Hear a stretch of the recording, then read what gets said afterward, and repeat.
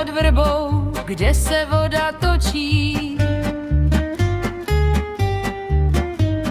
Vykoukly na mě dvě zelené oči.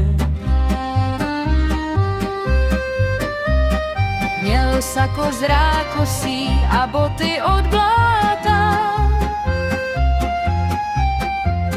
V ruce držel fajfku, co byla ze zlata. Ty jsi se snad zbláznil, co to tady pleteš? Vždyť si vypil pivo, sotva jazyk pleteš. Žádný Hasterman tu u nás přece není.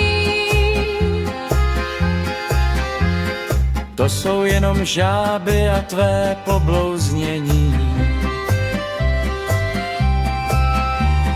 U nás na Želivce straší starý vodník, pod hladinou hlídá svůj mokrý chodník.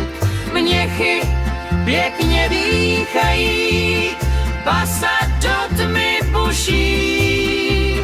Kdo mu v noci zpívá, tomu to moc sluší.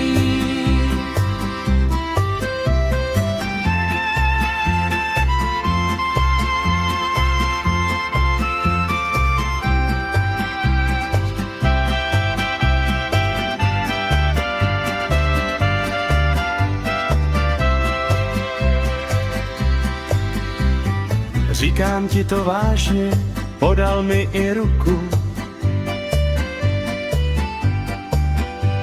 V kalhotách mu kvákal jeden z jeho kluků.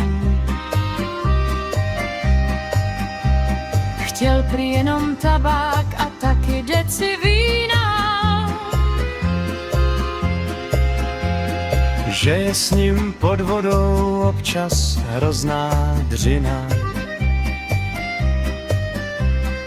No tak dobře, táto, zkusíme to spolu.